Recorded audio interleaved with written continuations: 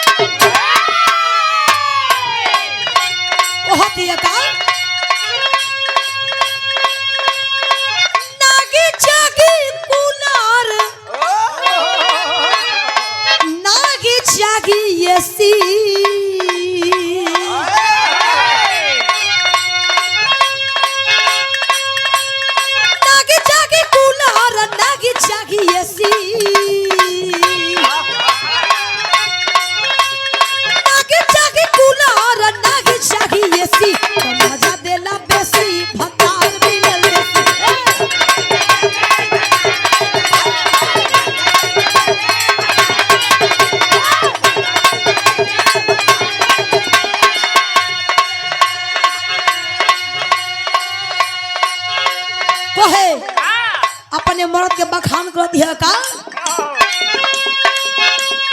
कोरवा में हम के रखेला घरू में सी कोरवा में हम के रखेला घरू में सी मजा देला बेसी भतार मिलल बेसी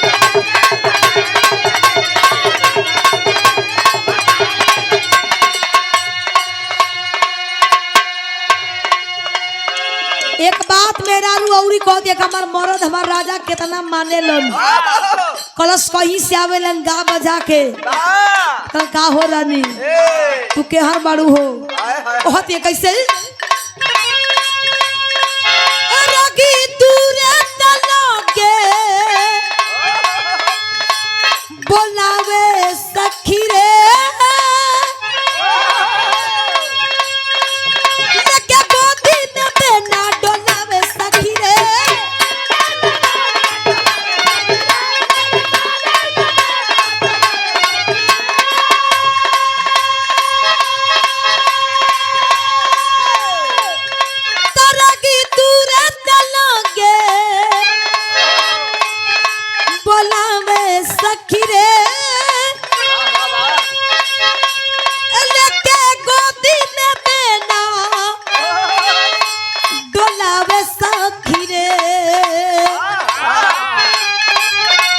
मजा मिलेला बड़ी मजा मिलेला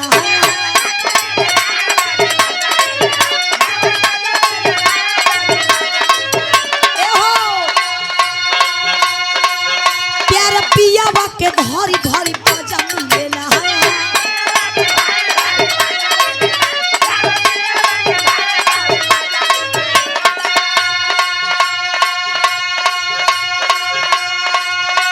हवा ताजा मिलेला बड़ी मजा मिलेला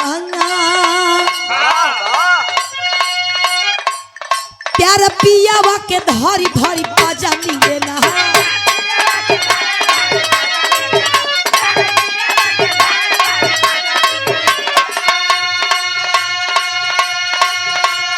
दिलवा के कोट में करावे रोज पेशी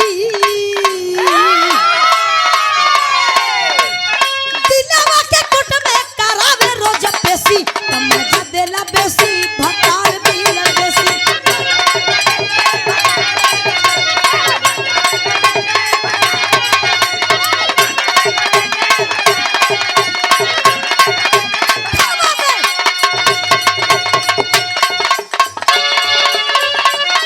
वाह वाह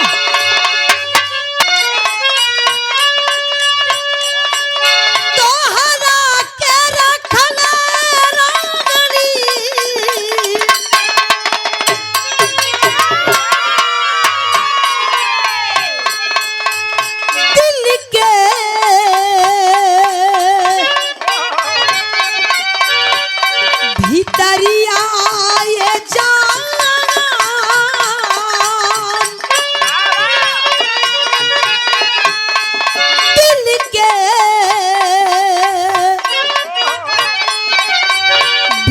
जगरिया ये जान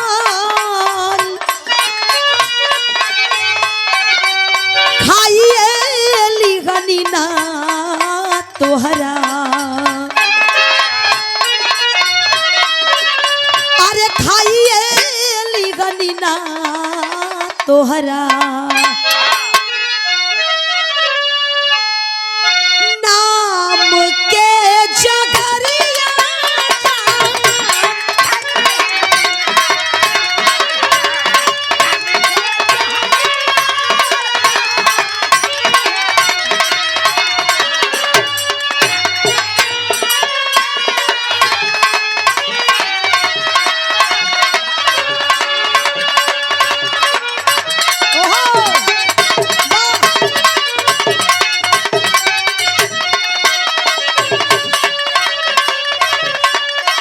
एक लाइन प्रेमी और अपने प्रेमिका से कहत बकाए रानी तू जो ना पाट मारू ना एकदम आग लगावत बड़ू कहत बा कैसे तब कागे कैलू जाके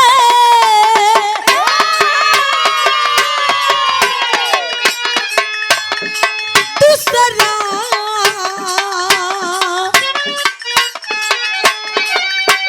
के भिरिया ये जान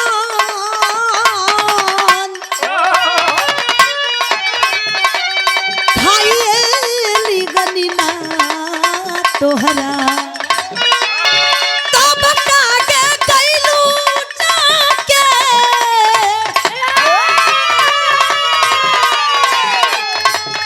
दूसरा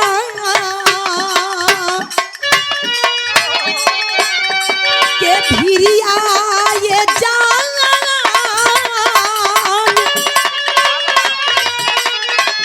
अरे दूसरा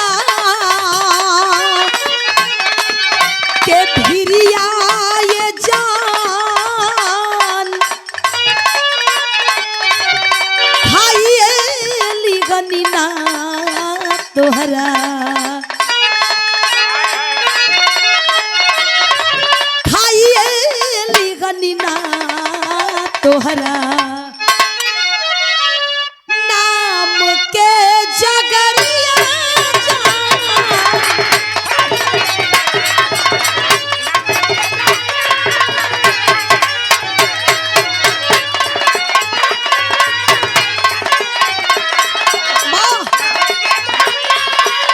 बात कर सके ऐसा मत करा कि बेटा कोई से बात ना कह पावे कोई से बात करे में शर्मा चार आदमी के बीच में बोले पड़ जाए तो पीछे हट जाए ऐसा संस्कार ऐसा शिक्षा ना चाहिए आई मात्र 5-7 मिनट के एक लोकगीत आप लोगों ने सुनाई कि बाबा साहब ये बहुजन समाज के लिए कितना त्याग कैले बने कितना लोग तो साहब बहुजन माने चमार बुझेला कितना लोग बहुजन माने चमार बुझेला ना हो साहब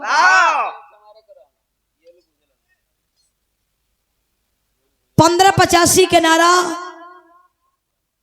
मान्यवर बाबा साहब वो महान पुरुष हैं वह विद्वान पुरुष हैं जो बाबा साहब अपनी माँ बाप के 14वीं और आखिरी संतान थे वारे बाबा साहब इस बहुजन समाज के लिए इस देश के लिए आपने कितना बड़ा त्याग किया है। इस कार्यक्रम के मुख्य अतिथि माननीय किशन लाल सरोज जी भावी प्रत्याशी हैं विधानसभा के सोराव के भावी प्रत्याशी हैं। मैं मालिक से कामना करूंगी कि आपके माथे विजयी का पगड़ी बंधाए साहब। बहुत बहुत धन्यवाद। जय भीम नमो बुद्धाय। बाबा साहब वो विद्वान हैं वो विद्वान थे वो महान सख्त थे कि आज साहब जो कबो बाबा साहब के जयंती ना मनावे आज वो मनावत बा जो कबो बाबा साहब के नाम ना ले आज वो नाम लेत बा। कैसे जेके मिलल दागी विद्यालय में पानी,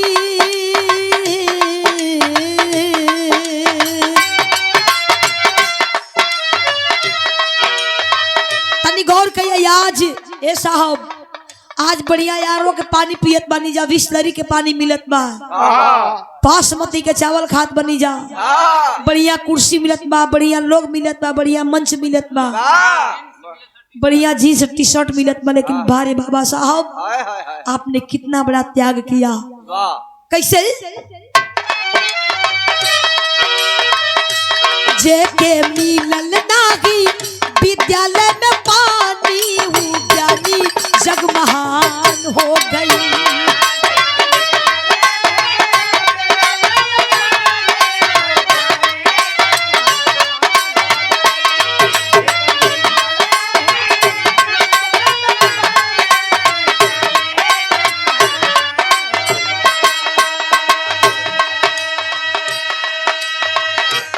जेके मिलल नहीं विद्यालय में पानी, वो ज्ञानी जग महान हो गई। बाबा साहब तो वो दिन देखे हैं जो ना समय छुआछूत भेदभाव चरम सीमा पे रहे, बहुत सताए। 15 के लोगों ने हम 85 को बहुत सताए, बहुत अन्याय किए। कैसे कोई भुला जाई। एक बार पढ़ला के बाद सुनला के बाद कलेजा फटे लगेला हो साहब। कहे पर कैसे? काची उमर भइले ममता से दूर हो, ढोंगी समाज करे पल पल मजबूर हो।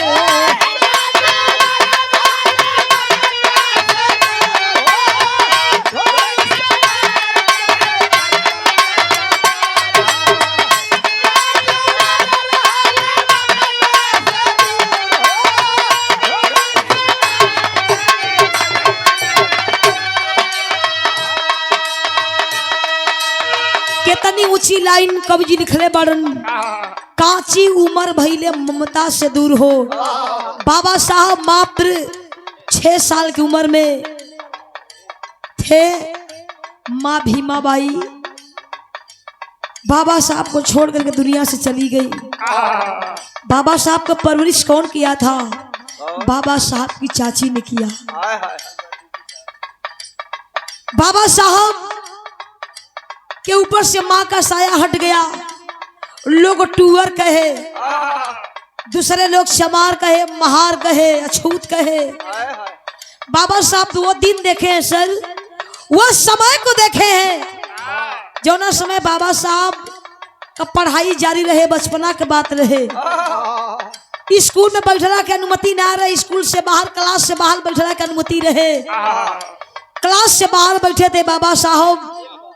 एक बार बाबा साहब क्लास से बाहर बैठे थे, सब बच्चे स्कूल के अंदर क्लास के अंदर बैठे थे। उसी वक्त एक डिप्टी साहब आए और हर बच्चों से सवाल किए कि बेटा वह क्या चीज है जिसे हम देख सकते हैं?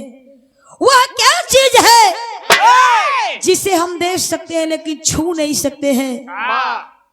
क्लास के हर बच्चा हाथ उठा देलन, कल सर मैं जानता हूँ, साहब मैं जानता हूँ।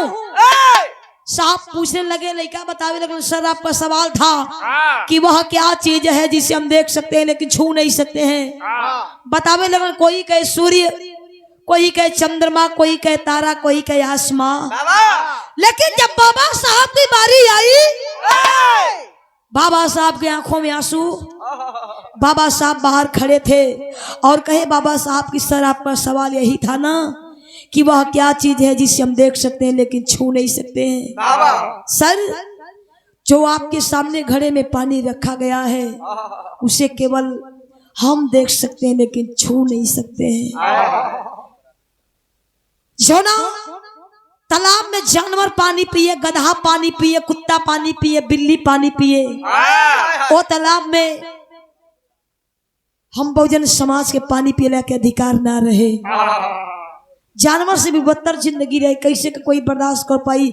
आज तक कोई ना बर्दाश्त कर। 1 मिनट का अगर कोई अच्छा बर्ताव व्यवहार करवा की बर्दाश्त हो गई, लेकिन तनिषा तनी सब के खाली हम देखा कर दिहल उलट के भैया तोरे को ताकम ना कसम खा के जात बानी हम ताकम ना कसम लोग खाला लेकिन बारे बाबा साहब एक एक पल एक एक मिनट कैसे बिताए आप कैसे कहे के पड़ल काची उम्र भइले ममता से दूर हो भोगी समाज करे पल पल मजबूर हो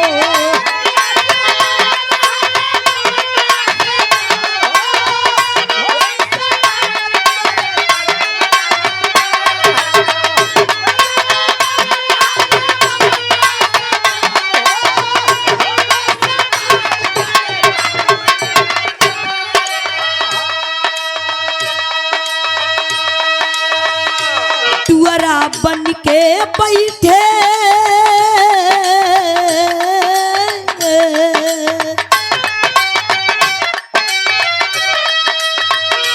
तुअरा बन के बैठे बाहर भी मसानी वो ज्ञानी जग महान हो गई कैसे कुली बन ढोवत रहला हो बाबूजी के देख लागल छतिए में पान हो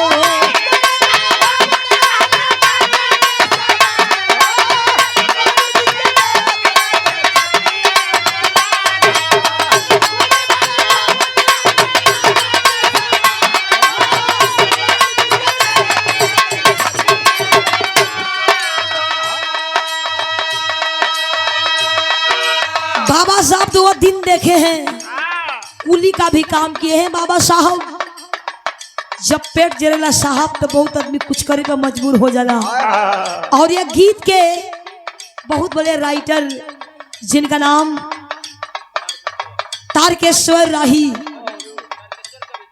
तारकेश्वर कवि जी जो मानिवर साहब के साथ रहे हैं उन्होंने ये गीत को लिखा है बारे बाबा साहब कितनी मुसीबत कितनी कठिनाई झेले इस बहुजन समाज के लिए कैसे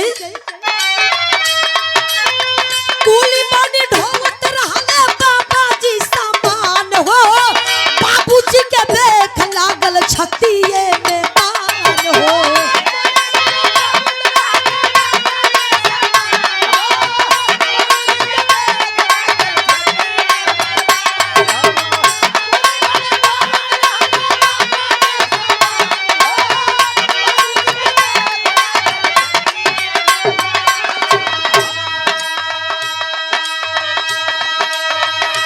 चले लागल दोनों आँखिया से पानी हो ज्ञानी जग महान हो गई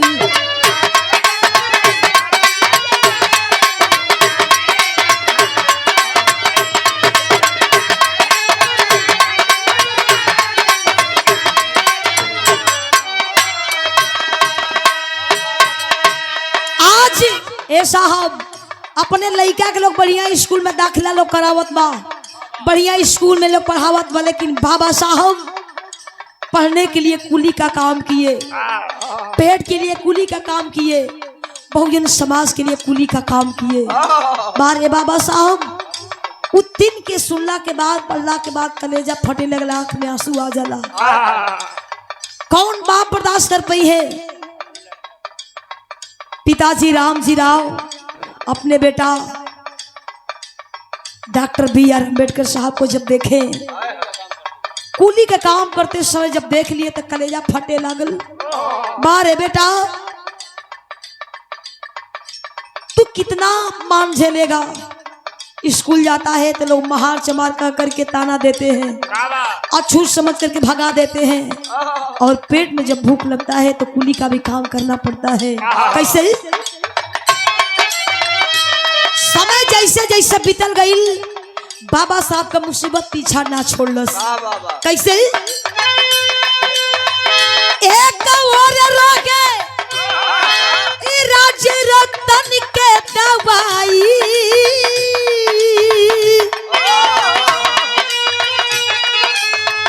एक और रोगे बाबा भीम के पढ़ाई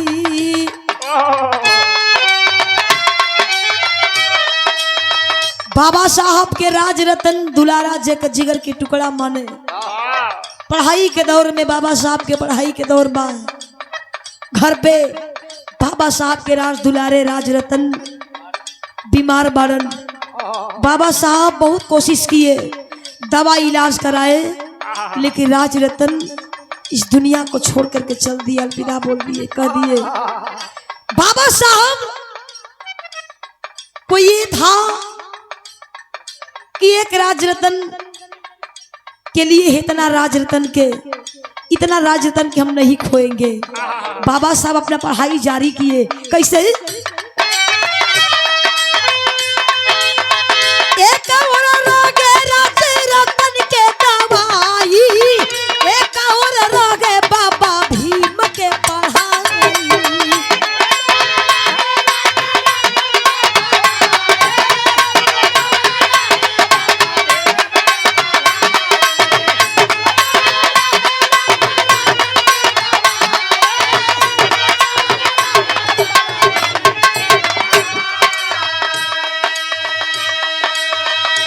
दिहले बाबा साहब बेटा के कुर्बानी, ऊ ज्ञानी जग महान हो गई।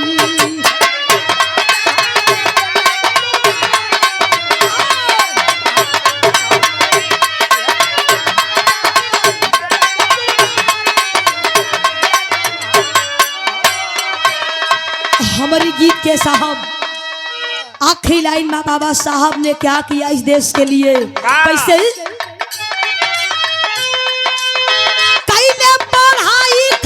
छोला यौरी चाय हो, भारत देशवा के खोजले उपाय हो।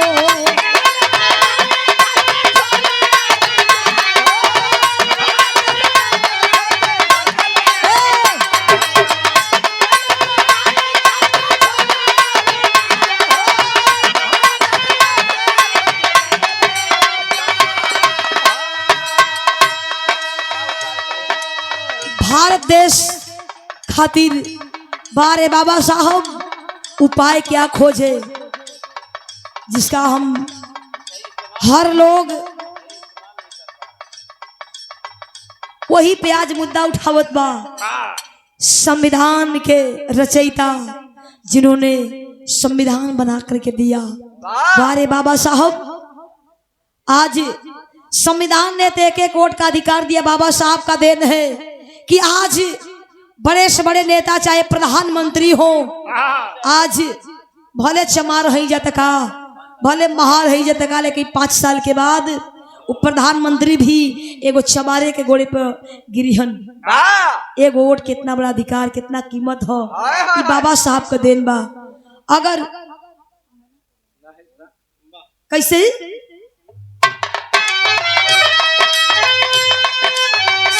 सरोज सरगम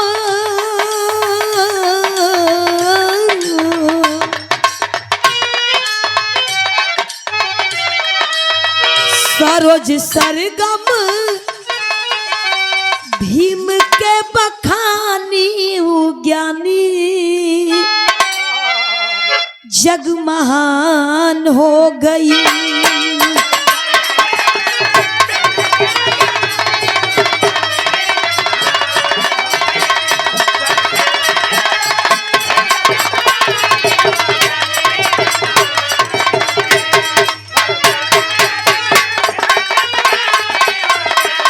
जग महान हो गई।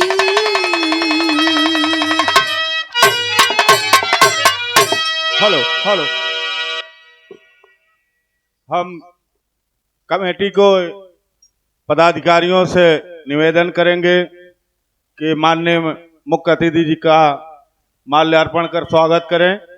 2 मिनट में अगली पार्टी तैयार रहेगी। कार्यक्रम के आयोजक